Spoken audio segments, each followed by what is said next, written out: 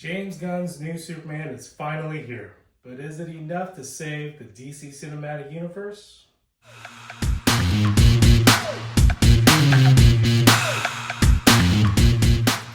Welcome back to PK's Reviews. I just got out of the theater to watch the new James Gunn Superman starring David Cornsweet, and this is my spoiler-free mini review. Everyone around me after the movie seemed to love this new Superman. I didn't quite feel the same.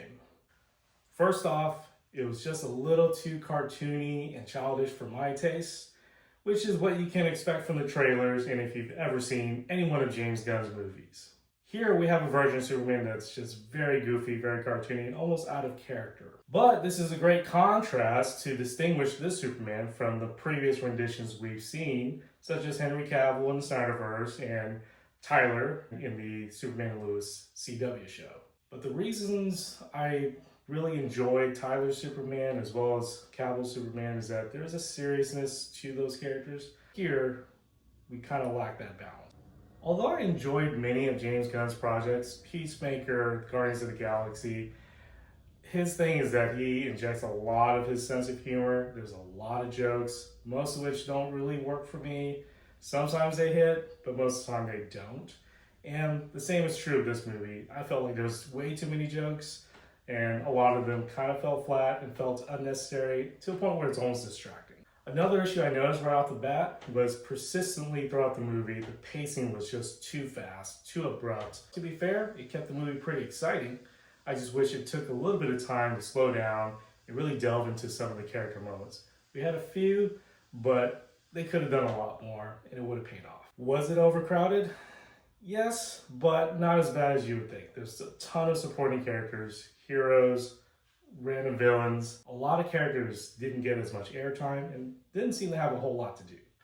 But it was mitigated by the fact that they jumped right in. There's no origin story. This is the world that Superman's in. He operates in this world that already exists. Now, the acting was actually pretty good in part. I will say Lois Lane was probably the best actress we saw in the movie. She seemed to do a good job bringing the humanity to Lois Lane and was very relatable.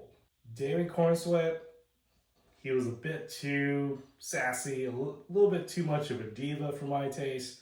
I wish he was more stoic. Most Superman renditions are more stoic, more Boy Scout-like. Yes, ma'am, no, sir. Here we had kind of the opposite of that. He was very childlike, had a bit of an attitude, had a lot of sass, and I'm not sure if I like that flavor of Superman personally. There were a couple of outbursts and how he reacted to stuff that just seemed over the top and off-putting, and I just didn't care for the immature version of Superman. Mr. Terrific was a standout, surprisingly so, but the actor did a phenomenal job. I would actually watch a whole movie just about Mr. Terrific. Nicholas Hoult as Lex Luthor looked the part. He looked great in his power suits.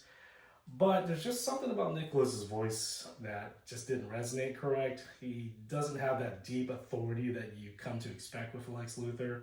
And I'm, of course, referencing what I grew up with, which is Lex Luthor from the animated series. He just had that deep, resonant voice that commanded authority, and you took him seriously.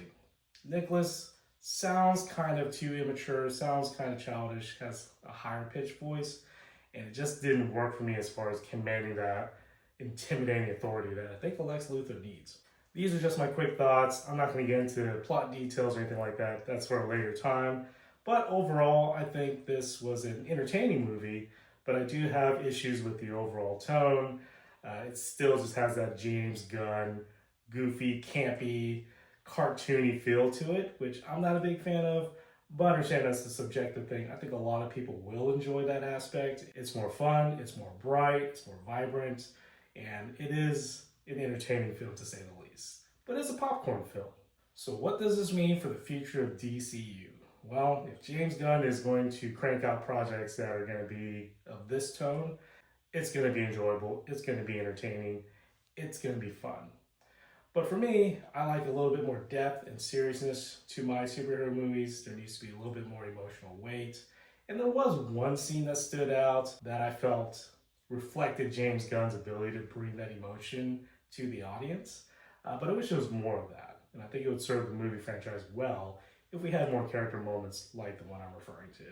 Overall, I am looking forward to seeing what else James Gunn is going to do with the DC characters. He introduced a lot in this first movie, and there's potential there. But I think we need to dial back the humor, dial back the campy jokes, the corny jokes, and let the characters be more realistic, relatable, and feel like they live in the real world just a little bit. I understand it's going to be distinguishable from the previous versions of these characters, but I think we need to find the right balance. That's pretty much all I have for now for this non-spoiler review. If you like what you heard and you want to hear more, please hit the like button and hit subscribe so you can see more videos to come.